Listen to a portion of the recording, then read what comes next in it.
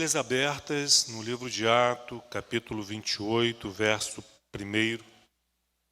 Depois desses 14 dias de tormenta no mar, eles foram parar em terra.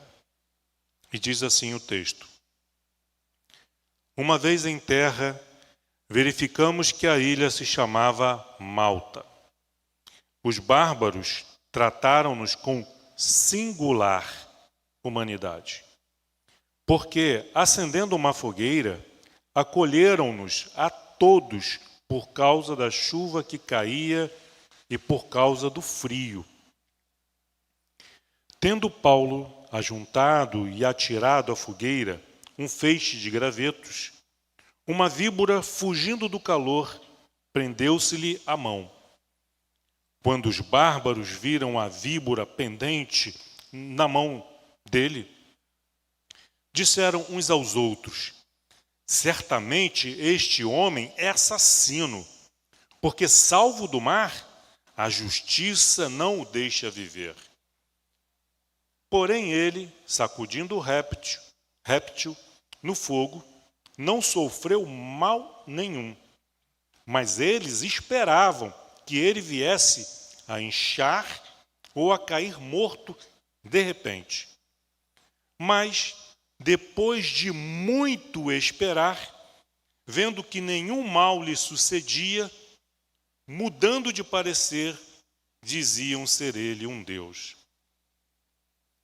Perto daquele lugar havia um sítio pertencente ao homem principal da ilha, chamado Públio, o qual nos recebeu e hospedou benignamente por 3 dias. Aconteceu achar-se enfermo de disenteria, ardendo em febre, o pai de Públio. Paulo foi visitá-lo e, orando, impôs-lhe as mãos e o curou. À vista deste acontecimento, os demais enfermos da ilha vieram e foram curados, os quais nos distinguiram com muitas honrarias, e tendo nós de prosseguir viagem, nos puseram a bordo tudo o que era necessário. Até aqui por enquanto. Então eles foram parar em terra. No meio de um naufrágio, qualquer terra é terra. Não importa onde nós possamos firmar os nossos pés. Mas, verificando, se deram conta de que estavam numa ilha chamada Malta. Ela fica bem no centro do mar Mediterrâneo. Na verdade, são várias ilhas, é um arquipélago, e Malta é a maior delas.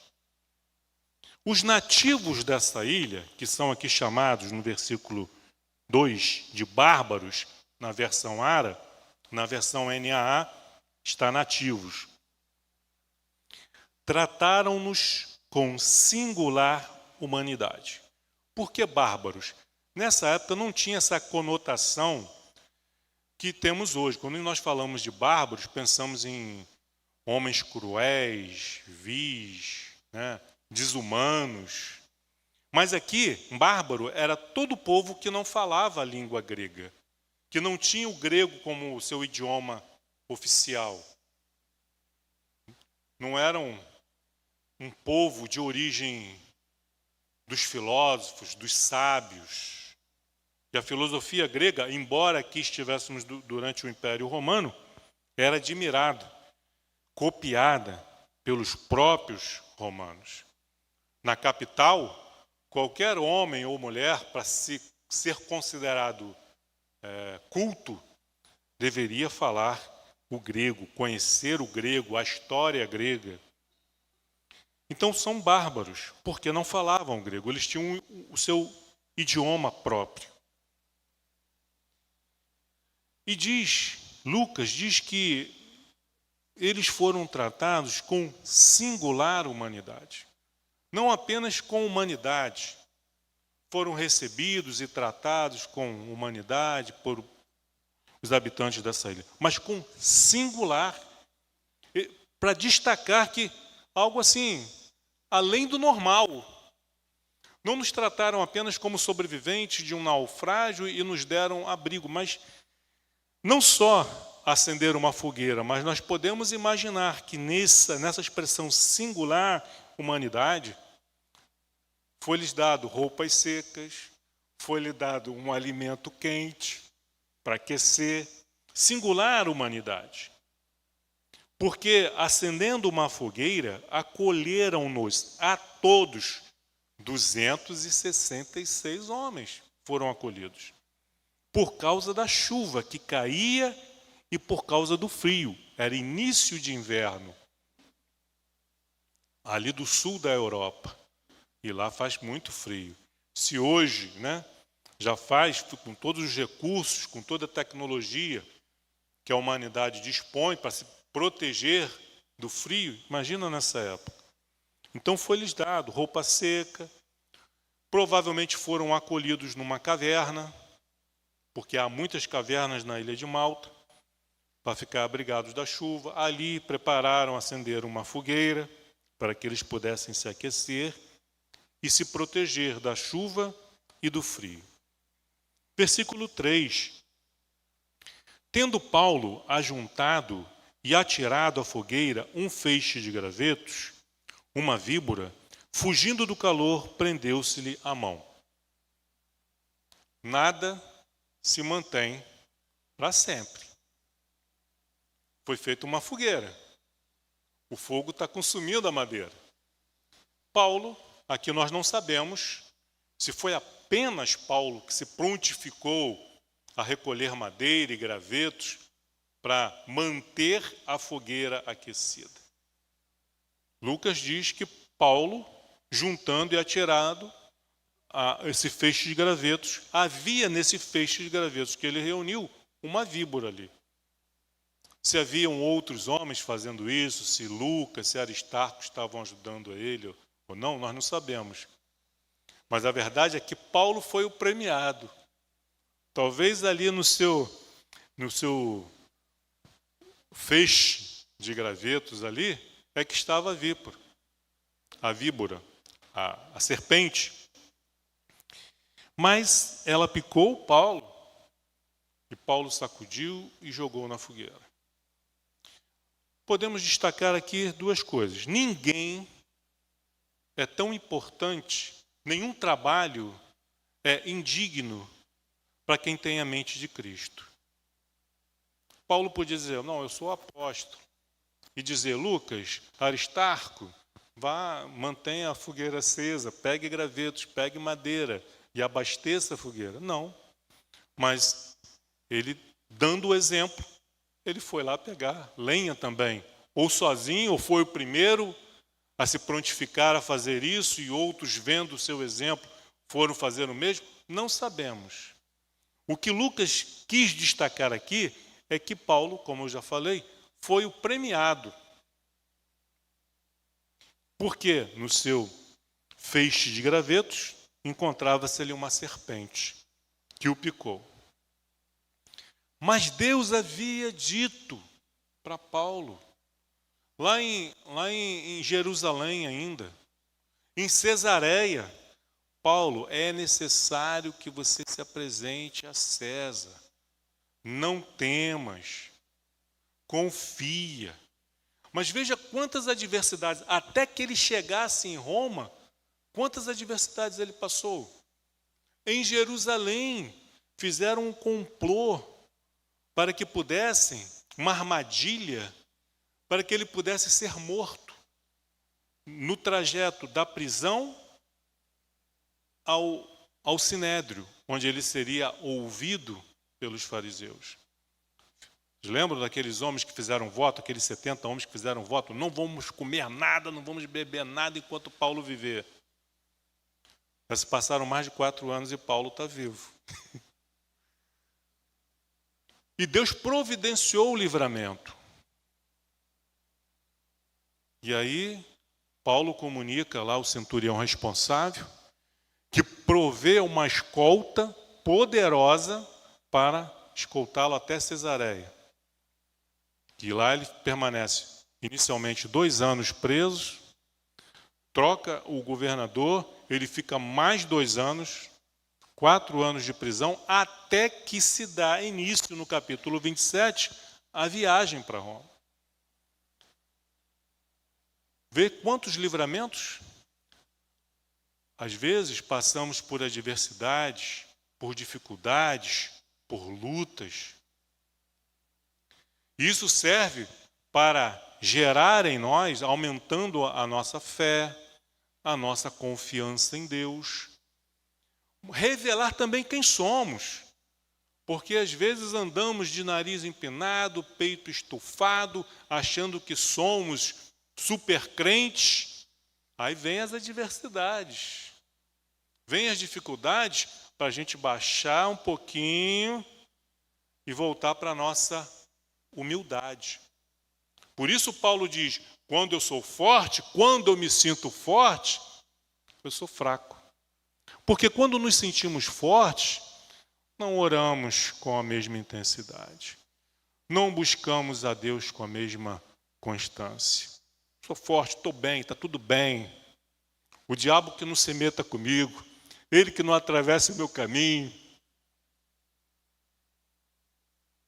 Mas quando, aí Paulo diz, mas quando eu sou fraco, quando eu reconheço a minha fraqueza, aí eu sou forte.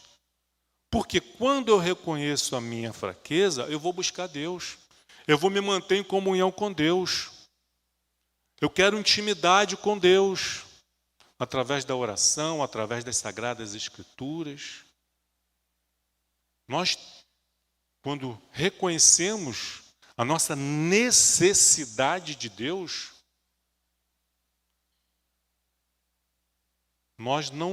nós ficamos ali grudadinhos, agarradinhos. Quem tem a necessidade de fazer uso contínuo de um medicamento para controle de pressão, de diabetes, para coração, seja lá para o que for, não toma um remédio ali na hora certinha? Porque ele sabe que precisa. E quantas outras coisas nós fazemos com disciplina, dia após dia, porque sabemos que precisamos. Mas por que não temos essa mesma disciplina, não temos esse mesmo cuidado, essa mesma dedicação com a oração, com o estudo das Sagradas Escrituras? Porque não vemos, não, estou bem, não tenho necessidade disso. Quando somos fracos, reconhecemos a nossa fraqueza, aí nos tornamos fortes. Porque buscamos a Deus, o encontramos e Ele nos fortalece. Então, aqui diz que, voltando ao versículo 3, então, Paulo ali, reunindo gravetos, a víbora lhe pica, e ele sacode, joga ela no fogo. Podemos dizer que é mais uma tentativa de Satanás de impedir a chegada de Paulo em Roma. Porque se Deus está dizendo para Paulo, é necessário que você chegue, o diabo sabe, ó, tem alguma coisa aí. Vou tentar impedir, e sempre vai tentar impedir. Mas quando é projeto de Deus, ele pode fazer o que for, ele pode levantar falsos acusadores, que não vai dar em nada. Ele pode dar sugestões de armadilhas para tirar a vida de Paulo. Não adiantou. Levantou uma tempestade, será que foi o diabo, será que foi Deus? Não importa, seja quem for. Tem um propósito divino, um propósito superior por trás disso, que nós vamos estar vendo com mais detalhes aqui, ao prosseguirmos na leitura. Mas a questão é, já vou estar dando spoiler, Paulo chega em Roma, como Deus disse para ele que ele chegaria. Apesar de todas essas dificuldades, Paulo, no seu coração, nós estamos aqui por volta do ano 61 depois de Cristo. Paulo, no ano 57 depois de Cristo, ou seja, há 4 anos atrás, escreve uma carta para a igreja de Roma, falando do seu desejo de visitá-los, de ir a Roma, de compartilhar com essa igreja o Evangelho de Cristo, as suas experiências, as revelações que ele recebeu de Deus, mas ele não conseguiu, em 4 anos não conseguiu, porque ele estava preso. E Deus diz para Paulo, fica tranquilo, você vai chegar em Roma, não como você gostaria, não como um cidadão romano, livre, gozando da sua liberdade, mas você vai chegar em Roma. Esses detalhes Deus não revelou para Paulo. Disse, você vai chegar. E todas essas dificuldades que Paulo vem enfrentando.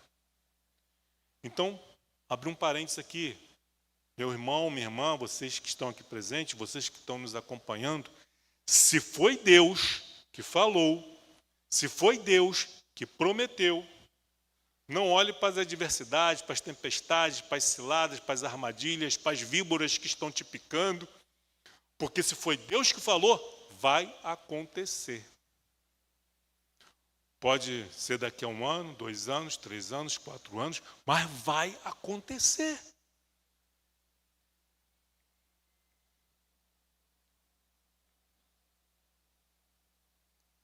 Então Paulo foi picado.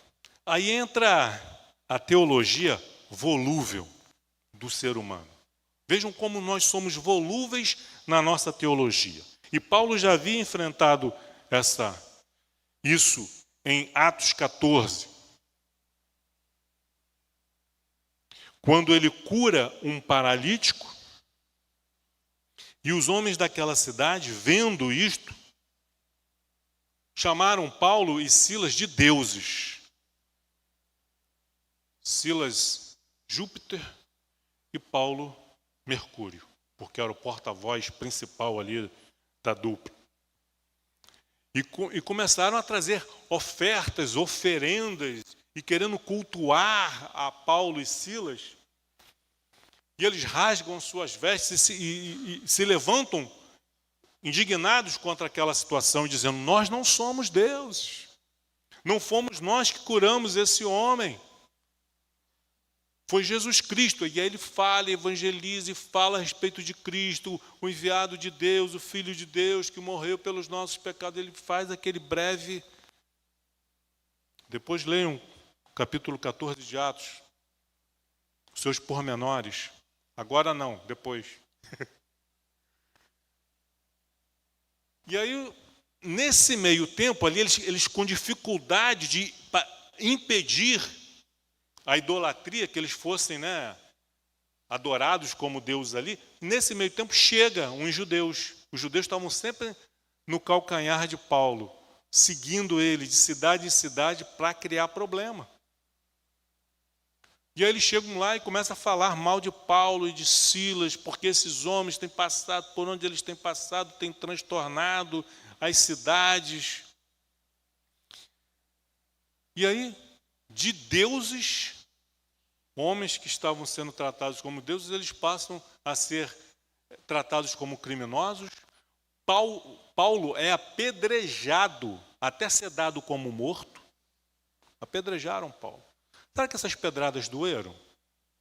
O apóstolo, por ser apóstolo, o título de apóstolo, ou ser um homem cheio do Espírito Santo, nos torna imunes às dores. O que vocês acham? Essas pedradas doeram? Ao ponto dele desmaiar e ser dado como morto? Ficar com seus sinais vitais ali quase zerados?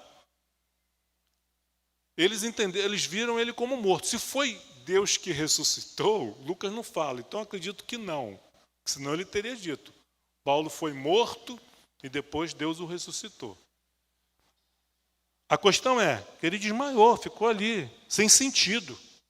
Já não reagia, já não esboçava mais nenhum sinal de vida. E aí eles pegam Paulo e arrastam Paulo. Arrastaram com carinho, pega com cuidado para não machucar. arrastaram Paulo para fora da cidade e largaram ele lá num canto qualquer. E foram embora. Deixa aqui. Deixa esse corpo aqui para os abutres, para os cães. Estou sendo assim bem chocante para a gente entender como que funciona. E aí diz que Paulo, então, recobre ânimo, se levanta, e por incrível que pareça, nem vocês, nem eu faria o que Paulo fez. Ele volta para dentro da cidade. Cara folgado. Ele não levantou e foi embora. Não, ele voltou. E aí dessa vez ninguém faz nada com ele. Aí ele vai lá para a casa dos irmãos que cuidam dele, que tratam dele, das feridas, dos machucados, porque ele ficou ferido. Estava doendo. Trataram ele. Ele passou a noite ali e no dia seguinte, então, ele seguiu viagem. E o que ele fez no dia seguinte? Desistiu? Vou largar essa vida de apóstolo. Não dá não. Falaram para mim que depois que eu aceitasse Jesus ia ser só bênção, prosperidade, que eu não ia ter problema. Mó furada. Não. Ele continua, ele vai para outro lugar para continuar o seu ministério para o qual ele foi chamado. Foi para isso que ele foi salvo, foi para isso que Jesus se revelou para ele no caminho. Esqueci o nome da cidade. Para onde ele estava indo? Encontrou com Jesus. Gente, qual é o nome da cidade? Esqueci. Vocês também esqueceram. Senão alguém já tinha soprado. Daqui a pouco eu lembro. Damasco. Obrigado. Deus soprou. Aí, foi para isso que Jesus se apresentou. E ele foi fiel. Aí ele pode escrever lá no finalzinho, na última epístola que ele escreve para Timóteo: completei a carreira, guardei a fé. Que cada um de nós, queridos, possamos completar a nossa carreira, guardar a fé, para que a coroa da vida nos seja garantida. Mas nem Paulo, nem você, nem eu, nem homem algum desses que completaram a carreira, guardaram a fé, fizeram isso sem o Espírito Santo. Se no Antigo Testamento nós temos o Deus, o Pai, o Criador, o Deus único e verdadeiro como o personagem principal, porque o personagem principal do Antigo Testamento, e nós poderíamos destacar vários homens de Deus: Noé, Abraão, Isaac, Jacó, Moisés, Josué, Davi, homens imperfeitos, José, Daniel. Podemos destacar vários, mas o personagem principal ali é Deus. Porque esses homens não teriam feito o que fizeram, não teriam conquistado o que eles conquistaram, se não fosse Deus. A verdade é essa. Se Davi fosse enfrentar Golias sem Deus, ia virar história, ia virar passado. Jesus, o Filho de Deus, não teria nem nascido. Se não fosse o Espírito Santo, não teria nem nascido. Porque foi através da concepção do Espírito Santo que Jesus nasceu. Não existe na Trindade um mais importante do que o outro. São três pessoas com o mesmo valor, com a mesma importância, mas que compartilham do mesmo amor, da mesma justiça, da mesma integridade, da mesma verdade, a tal ponto que se torna uma pessoa. Deus único. Não são três deuses, é um único Deus em três pessoas. Os milagres que Jesus realizou debaixo do do poder e da autoridade do Espírito Santo. Atos, chamam de Atos dos Apóstolos, mas nós podemos dizer Atos do Espírito Santo, porque sem o Espírito Santo não haveria nem igreja. Jesus disse para os seus discípulos: permaneçam em Jerusalém até que do alto sejais revestidos e tereis poder e autoridade para ser minhas testemunhas. Eles ficaram 10 dias em oração. Se tem algo que nós podemos destacar também, se tem uma pessoa é o Espírito Santo, e se tem a resposta da igreja com relação a isso, é a oração. Eles permaneceram em Jerusalém, mas não ficaram aguardando, cada qual na sua casa, cada qual nos seus afazeres, cuidando da sua própria vida. A igreja se reunia diariamente, perseverava em oração, aguardando o cumprimento da promessa. Jesus não falou quando isso se daria. Permaneçam em Jerusalém, até que. Levou 10 dias. Poderia ter levado 1 mês, 6 meses, 1 ano, mas Deus tinha pressa com relação a isso. Essa fé, essa perseverança da igreja de Jerusalém dependia do Espírito Santo. Se eles ficassem mais de 10 dias, 20 dias, o que ia começar? O que ia acontecer? O pessoal ia começar a desanimar, desistir. Porque sem o Espírito Santo, nós não fazemos nada.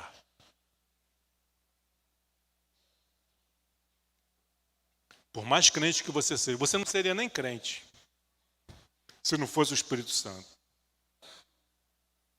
Se não fosse pelo Espírito Santo, nem você nem eu estaríamos aqui agora.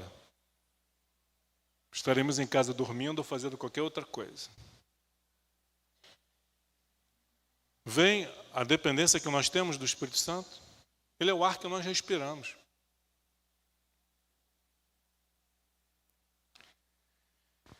Então Paulo, aqui cheio do Espírito Santo, né, sobreviveu.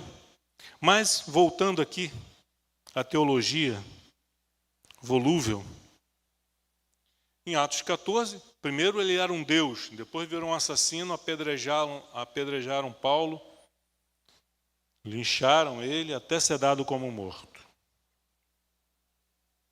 Aqui, em Atos 28, na ilha de Malta, acontece o contrário. Quando os habitantes daquela ilha veem o que acontece, Paulo sendo picado pela serpente, disseram, certamente, versículo 4, certamente este homem é um assassino. Por quê? Salvo do mar, a justiça não o deixa viver. É um assassino, Deus está fazendo justiça. Sobreviveu ao naufrágio, mas vai morrer aqui agora. Vai inchar, vai começar a inchar. Eles tinham experiência, eles eram habitantes da ilha, eles sabiam o que acontecia com as pessoas ali quando eram picadas por esse tipo de serpente. Vai inchar, vai cair e vai morrer. E ficaram ali, olhando para Paulo, esperando. Só que Paulo não inchou, não caiu, não morreu. E diz o texto aqui, versículo 5. Porém ele, sacudindo o réptil no fogo, não sofreu mal nenhum. Versículo 6. Mas eles esperavam que ele viesse a inchar ou a cair morto de repente. Ficaram lá olhando, esperando. Não tem nada que a gente possa fazer, não tem antídoto. Não existia esse tipo de tratamento na época. Só nos resta agora esperar. Esse assassino, que a justiça divina aqui tratou de punir, de castigar. Versículo 6, metade aqui. Mas, depois de, esperaram por pouco tempo, muito tempo. Pois esse cara é resistente. Está normal. Não inchou, não está passando mal. Nem um enjoozinho, nem uma dor de cabeça. Mas não, espera mais um pouquinho, vai morrer. A nossa teologia é assim, né? Quando a gente não conhece as Sagradas Escrituras, aí a gente tem que ouvir Deus falando, ó, errais por não conheceis as Escrituras e nem o poder de Deus. Deixa eu abrir um parênteses, queridos. Se nós não fazemos nada sem o Espírito Santo, entenda uma coisa. O Espírito Santo nos chama para comunhão. O Espírito Santo nos chama para ter com Ele em oração. O Espírito Santo nos chama para termos comunhão com Deus através das Sagradas Escrituras. Nós falamos que a Bíblia é inspirada por Deus. E é. Se ela é inspirada por Deus, se ela é resultado, é fruto da inspiração do Espírito Santo na vida dos homens, dos que escreveram as Sagradas Escrituras, por que nós ignoramos as Escrituras? Por que nós não lhe damos o devido valor, a devida importância? Temos tempo para tantas coisas, temos tempo para tudo. E não é uma crítica o que eu vou falar. Porque nós precisamos de trabalhadores em todos os setores da casa de Deus. Nós precisamos de vocês, trabalhadores. Nós precisamos de uns dos outros. Mas nós temos tempo para tudo na casa de Deus. Mas não temos tempo para Deus. Temos tempo para o trabalho, para a atividade. O que é bom, a gente abrir mão das coisas pessoais, do nosso tempo pessoal, para o serviço na casa do Senhor. Mas como que eu vou prestar um trabalho digno, nobre, com excelência, se eu não conheço o Senhor da casa? Se eu não conheço a sua vontade? Como que você vai agradar alguém se você não conhece esse alguém? Você lhe serve uma refeição que ele não aprecia. Se você toca e canta uma música que ele não gosta, que não o honra, que não o glorifica. As nossas expressões, as nossas ações, as nossas intervenções têm que ser resultado do conhecimento. E a gente poder dizer, Deus se agrada disso, Deus não concorda com isso. Esse é o verdadeiro louvor. Isso aí não. Essa é a verdadeira mensagem do Evangelho. Quando nós conhecemos as Sagradas Escrituras e ouvimos, pode ser o pregador famoso, e ouvimos coisas estranhas, uma luz de alerta se acende na nossa mente e no nosso coração. E diz, isso aí que ele está falando, não é isso aí não. Jesus nunca falou isso. Paulo nunca disse isso. Pedro nunca ensinou isso. Mas se eu não conheço tudo aquilo que o outro falar, eu vou acreditar, vou tomar como verdadeiro. E vou seguir aquela prática ali, aquela orientação que ele está dando, porque eu não conheço. Jesus advertiu a respeito do falso evangelho, do falso pastor, dos falsos pregadores. Jesus estava jogando conversa fora? Não, Jesus nunca jogou conversa fora. Nunca! Jesus nunca ficou de historinha, piadinha, nunca! Tudo que ele falava sempre era muito sério, com muita responsabilidade. Então, se ele falou que haveriam muitos, que viriam muitos em seu nome, pregando um falso evangelho, cuidado com os lobos, transvestidos de cordeiros, é porque é sério. Mas como que eu vou ter cuidado? Eu sou...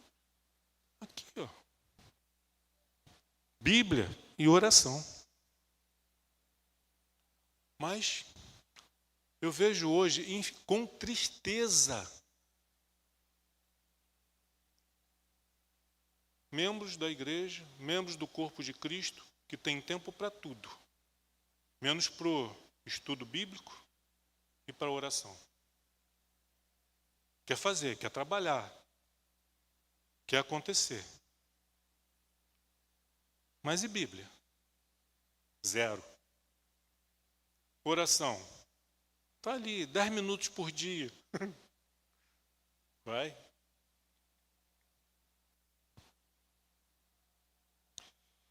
Mas nessa teologia, aí eles falam, olha, é um assassino. Esperaram por muito tempo, vendo que nenhum mal lhe sucedia, mudaram de parecer. O homem não é assassino, é um Deus.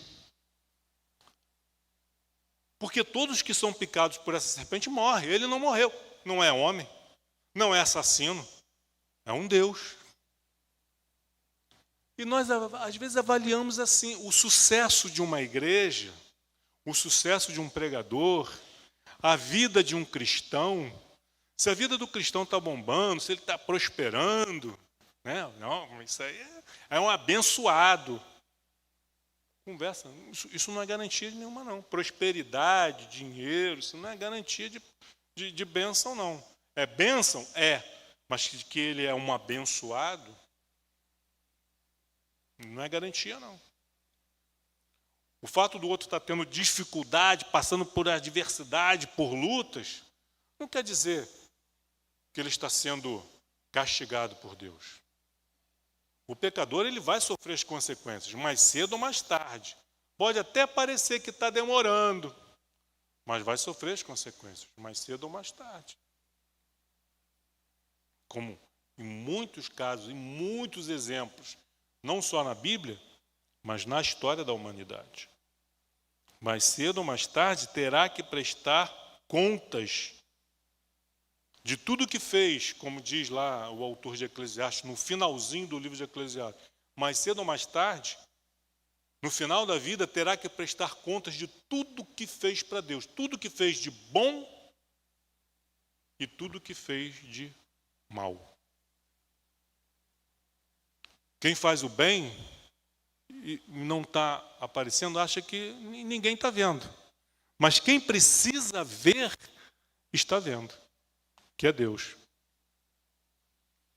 Quem faz o mal, ninguém está vendo. Acha que ninguém está vendo? Deus está vendo. Então não tem essa história. Mais cedo ou mais tarde vai acontecer. Mas nessa teologia errada, humana, o homem passou de assassino para Deus. Versículo 7.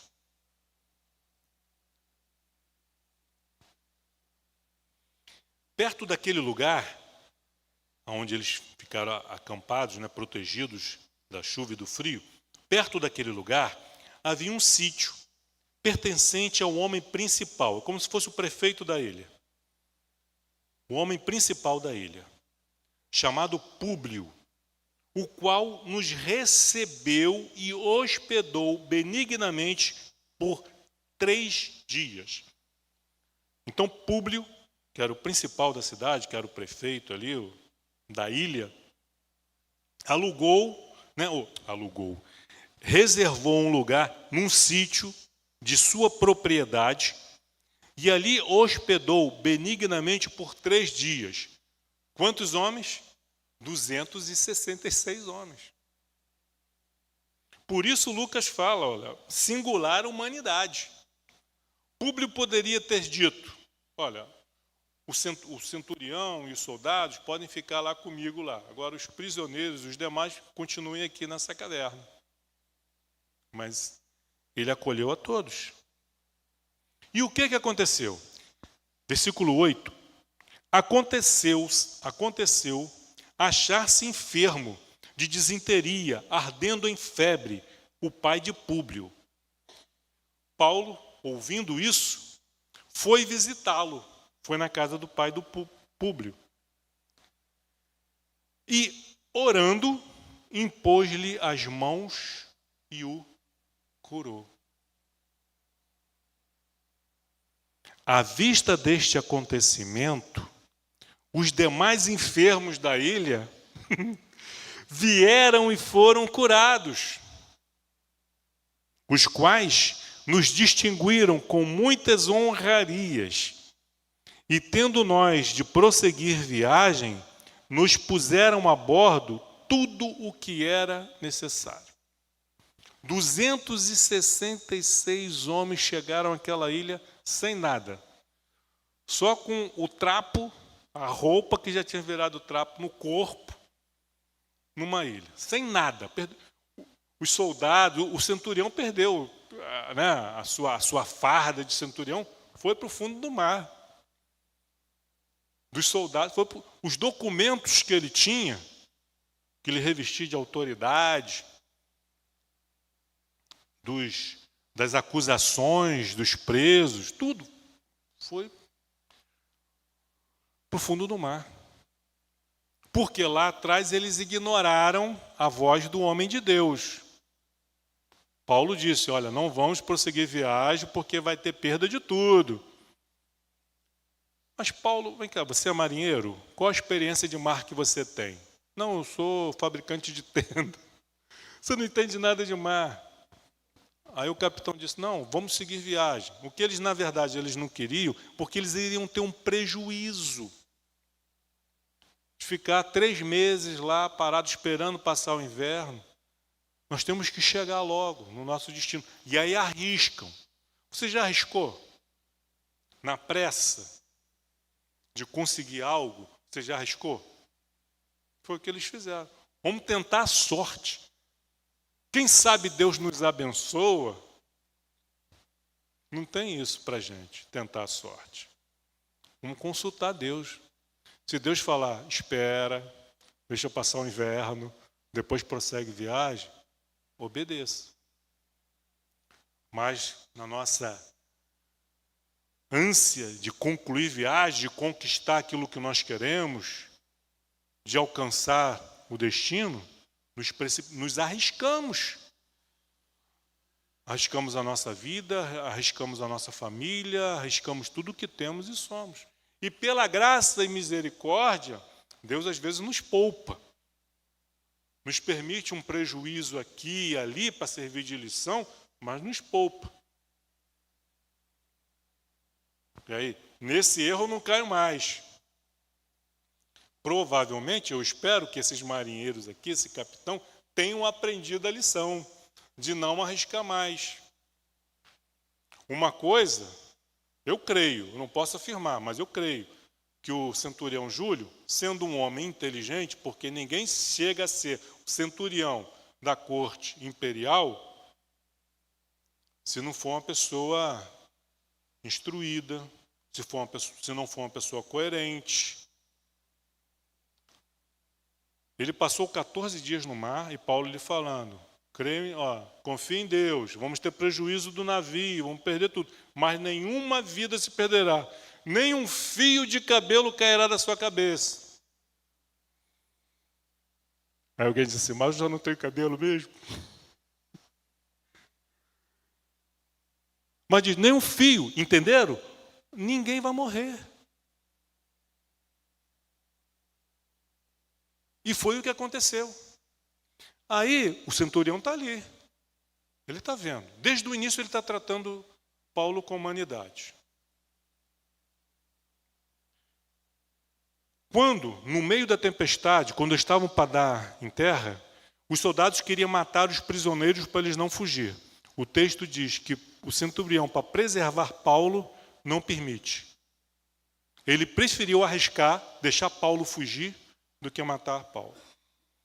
Você vê que nesses 14 dias no mar e açoitados pelas... algo está acontecendo. Chega na ilha. Ele viu, como todos os outros viram, Paulo sendo picado pela serpente. E Paulo não morreu. Ele estava lá, ele viu quando Paulo se apresentou para Públio, se oferecendo para visitar o seu pai, para orar pelo seu pai, e o pai de Públio foi curado. Ele viu.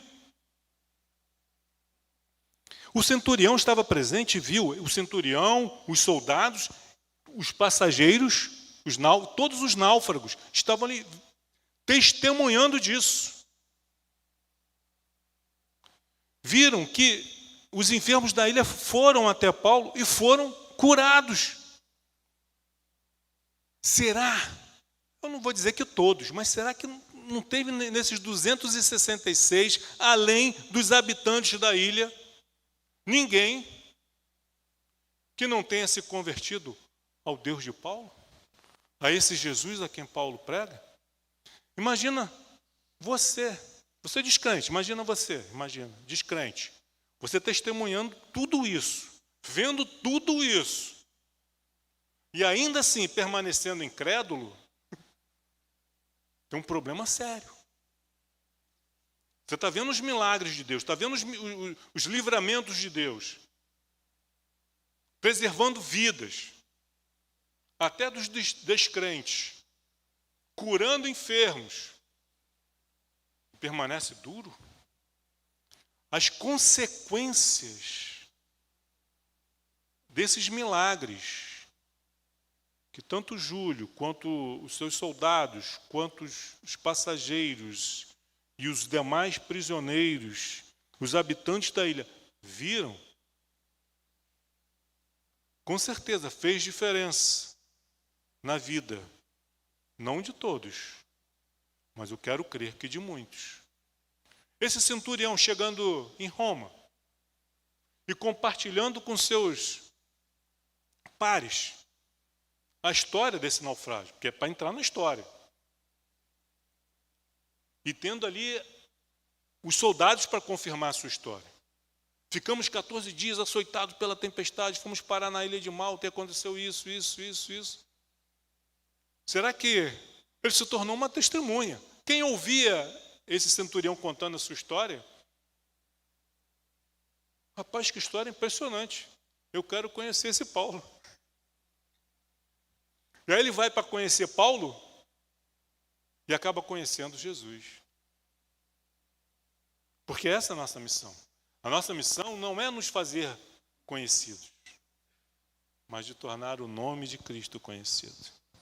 Aleluia. À vista desses acontecimentos, versículo 9, os demais enfermos da ilha vieram e foram curados. Em contrapartida, maravilhados, agradecidos, os quais nos distinguiram, nos presentearam com muitas honrarias, nos honraram e nos presentearam, e tendo nós de prosseguir viagem, nos puseram a bordo tudo o que era necessário. Versículo 11. Ao cabo de 3 meses, eles ficaram 3 meses na ilha. Imagina, Paulo, 3 meses numa ilha, podendo falar e pregar a respeito de Jesus, não somente para os demais náufragos, mas para os habitantes daquela ilha. Públio testemunhou o milagre na vida do seu pai. Houve uma mudança, houve uma transformação naquela ilha ali. Não continuou a mesma coisa. E sabe o que é interessante? Paulo jamais teria passado por Malta se esse naufrágio não tivesse acontecido. Não era estratégico, nas viagens missionárias de Paulo, ele ir nas grandes capitais, nas cidades portuárias. Porque quando você prega nos grandes centros, onde as pessoas vão comprar e vão vender, as pessoas do interior vão para comprar, para vender, para fazer negócio, elas teriam a oportunidade de conhecer a Cristo através das igrejas ali implantadas. Malta não era um destino, não era uma cidade portuária, era no continente, era uma ilha. Ninguém ia para Malta fazer turismo como faz hoje. Ninguém ia para Malta vender ou comprar. Os habitantes de Malta é que iam para o continente comprar e vender. E depois retornavam para a ilha. Então, dentro desse plano estratégico, Paulo jamais teria ido para Malta, pregar o evangelho em Malta, porque não teria um resultado local, mas não abrangente. Não rápido, não eficaz. Seria de longo prazo.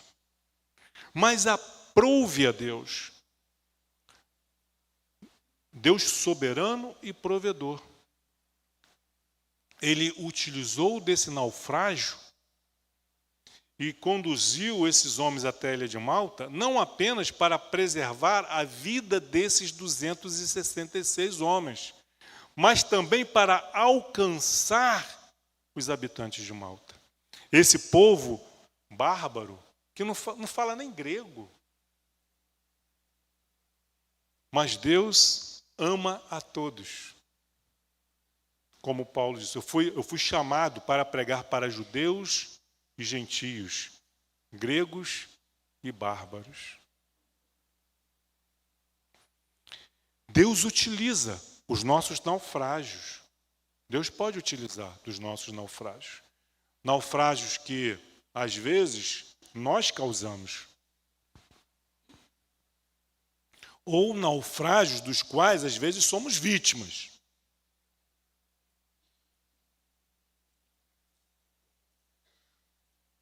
Os naufrágios dos quais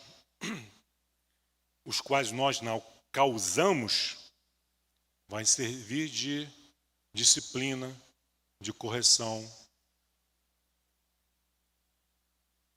Os naufrágios que nós somos vítimas, não por nossas decisões, mas por decisões de outros, eu estou dentro do navio. Estou falando, não vamos por esse caminho. Mas o capitão diz, não, vamos. Tá bom. Sou prisioneiro, eu não tenho a opção de dizer, não vou. Paulo não tinha essa opção. Vocês querem seguir viagem? Vocês seguem. Eu não vou ficar aqui. Ele não tinha essa opção. Como às vezes nós não temos opção. As decisões dos nossos governantes, nós estamos nesse navio, nesse grande navio chamado Brasil, Rio de Janeiro, São Gonçalo. A decisão que a presidência da empresa na qual você trabalha, os diretores, você está ali. E às vezes vem os naufrágios. Mas Deus, como soberano e provedor, Ele utiliza desses naufrágios para abençoar a sua vida e a de outras pessoas. Nos leva a lugares aos quais não fazia parte do nosso plano, não fazia parte dos planos de Paulo ir para Malta. Paulo planejava ir para Roma, a capital do império, a cidade mais importante do império. Mas ele vai parar em Malta, porque Deus quis assim. Foi o diabo que levantou a tempestade? Que seja, mas foi porque Deus permitiu. Como Deus permitiu as assolações pelas quais Jó passou. Não, até isso você pode, isso aqui você não pode. Não, pode ir aqui, não, aqui você não pode. Deus vai permitindo.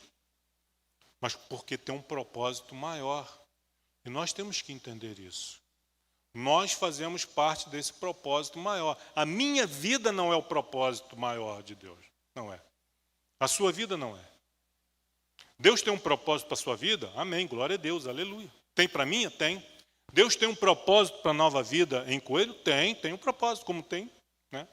Para todos os nossos irmãos em Cristo espalhados sobre a face da terra.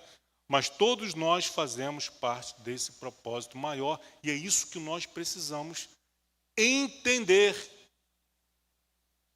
confiar e agradecer a Deus. Honrarias, tendo-nos de prosseguir viagem, nos puseram a bordo tudo o que era necessário.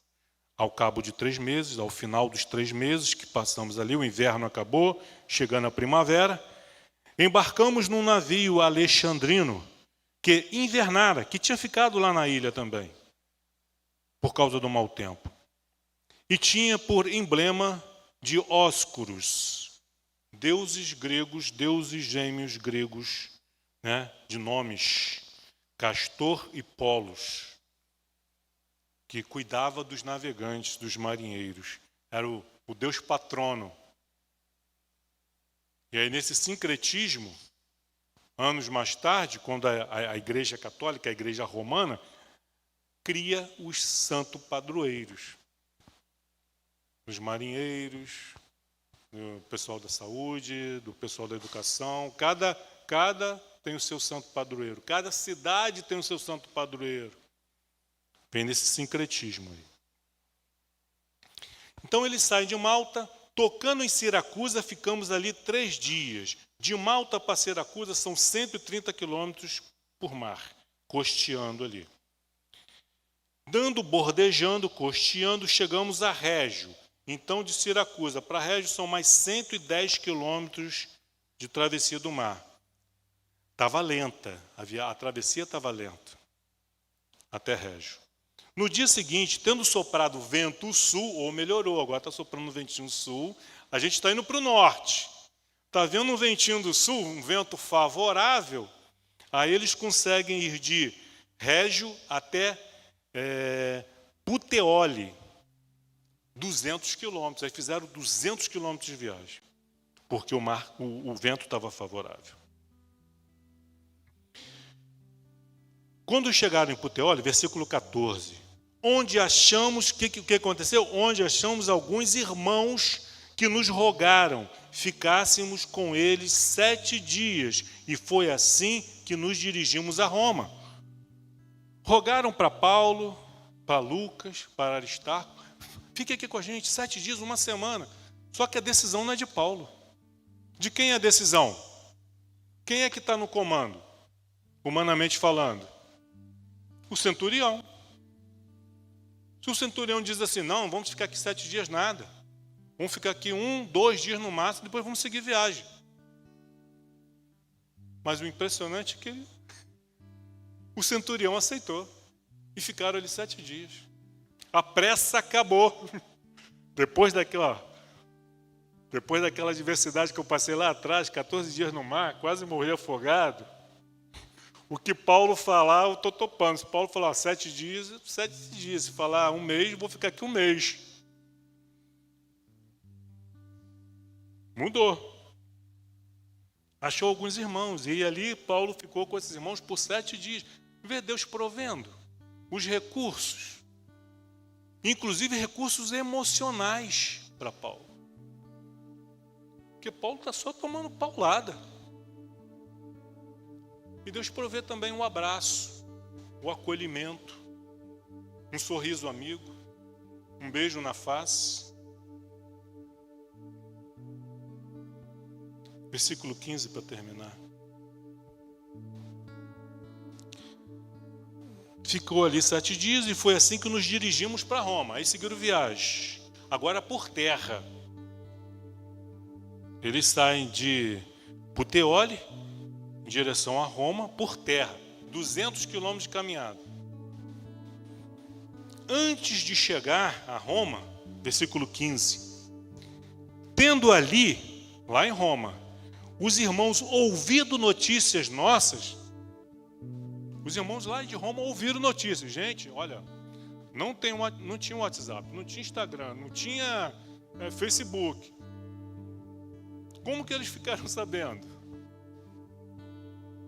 Ficaram sabendo. O que eles fazem? Os irmãos de Roma vão em direção, seguem o caminho. Olha, eles têm que passar pela Via Ápia. É o único caminho, é uma reta de 200 quilômetros. Desceram. Encontraram com Paulo e com os demais na altura da Praça Ápio e das 3 Vendas. O que aconteceu quando Paulo os viu? O que Paulo fez quando os viu?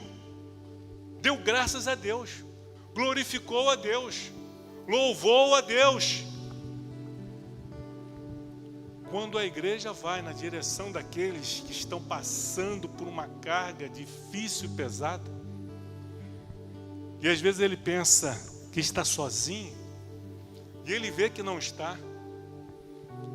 Os irmãos lá de Roma, ouvindo e sabendo, se preocuparam comigo e vieram ao meu encontro como prova de amor, para me apoiar. Paulo glorificou a Deus, louvou a Deus. Vendo-os, Paulo, e dando por isso graças a Deus. Obrigado, Senhor. Obrigado pelos meus irmãos. Obrigado por aqueles que, Senhor, que compartilham das mesmas dores, dos mesmos sofrimentos, das mesmas alegrias, das mesmas tribulações, mas também das mesmas bênçãos que eu. Obrigado, Senhor. Louvado e bendito seja o teu nome. E aí o que acontece no finalzinho aí? Sentiu-se mais o quê? Vocês estão desanimados, gente. Por favor, abraça a pessoa que está próxima de você, que ele está desanimado. Ele sentiu-se animado. Ele estava desanimado. Apesar de tudo, é de carne e osso. É ser humano. Você acha que não sente? Porque ele é um apóstolo, é um super-homem? Não, ele sente as mesmas coisas que nós sentimos. A diferença é o Espírito Santo na vida dele ou dela, na sua ou na minha. Essa é a diferença.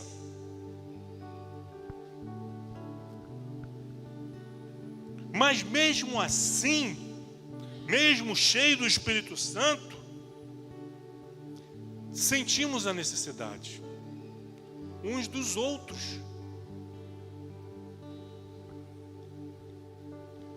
Então, quando ele os viu, deu graças a Deus. Obrigado, Senhor, porque o Senhor viu meu coração, viu que eu estava desanimado, que eu estava triste, sem saber que lutas mais eu vou enfrentar em Roma. E o Senhor envia esses irmãos ao meu encontro. Largaram tudo o que eles estavam fazendo para vir ao meu encontro. Obrigado, Senhor. Louvado e bendito seja o teu santo nome. E sentiu-se mais animado. Quando eu chegar em Roma, não sei o que me aguarda, mas uma coisa eu sei: eu não estarei sozinho. Lá terá uma igreja, irmãos, que vão me ajudar, vão me auxiliar, vão me assistir em tudo que eu precisar. Eu não estou sozinho. Obrigado, Senhor. Você não está sozinho. Não precisa caminhar sozinho. Você não é um super-homem. Você não é uma mulher maravilha. Poderoso só tem um, o Todo-Poderoso. Precisamos de Deus em primeiro lugar, mas precisamos também uns dos outros. Que Deus nos abençoe. Amém.